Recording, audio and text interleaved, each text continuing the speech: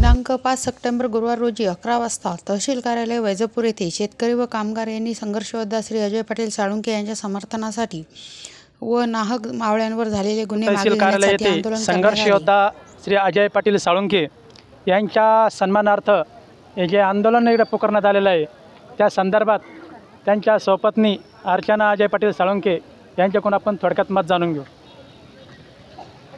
दिनांक 24 ऑगस्ट 2024 शेनपुंजी रांजणगाव अहिल्याबाई देवी स्मारक या फाटा शेनपुंजी रांजणगाव फाटा अहिल्यादेवी स्मारक यांच्या पुतळ्याजवळ संघर्ष योद्धा अजय पाटील साळुंखे हे अन्नत्याग आमरण उपोषणास बसले होते आणि उपोषणाचा 6वा दिवस असताना त्या ठिकाणी पोलिसांनी धक्काबुक्की करून त्यांना जबरदस्तीने उचलून घाटी रुग्णालयात नेले व त्या ठिकाणी उपस्थित असलेल्या मावळ्यांना पोलीस स्टेशनला दाखल केले। त्यानंतर कुठलाही गुन्हा नसताना 28 तारखेला रास्ता रोको करून रस्ता अडवल्याचा गुन्हा दाखल त्या मावळ्यांवरती केला व अजय पाटील यांना घाटी रुग्णालयात नेले असता त्यांनी कुठलीही ट्रीटमेंट कुठलाही उपचार घेतला नाही। त्यामुळे परत पुन्हा पोलीस प्रशासनाला व शासनाला व प्रशासनाला त्यांची दखल घ्यावी लागली।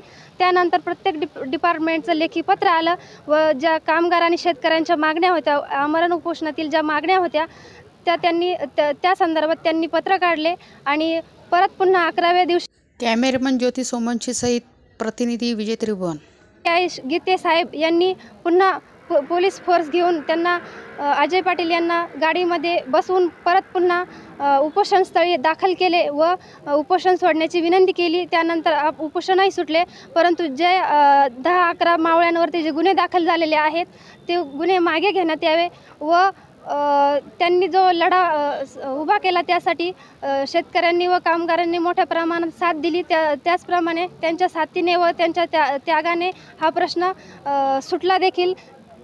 म्हणून त्या संदर्भात आज वैजापूर तहसील कार्यालय या ठिकाणी समर्थन आंदोलन करण्यात आले व या समर्थन आंदोलनामध्ये संपूर्ण वैजापूर तालुक्यातील समस्त शेतकरी व कामगार बंधू मोठ्या संख्येने उपस्थित होते। त्याबद्दल त्यांचे मी आभार मानते आणि जे गुन्हे दाखल झालेले आहेत त्याबद्दल मी पुन्हा एकदा शासनाला व प्रशासनाला विनंती करते की नाहक केलेले गुन्हे मागे घेण्यात यावे, नसता कामगार आणि शेतकरी बंधू हे रस्त्यावर उतरतील व उद्रेक होईल, कायदा सुव्यवस्थेत प्रश्न निर्माण होईल। म्हणून शेतकऱ्यांना व कामगारांना तुम्ही कायदा हातात घेण्यास भाग पाडू नका।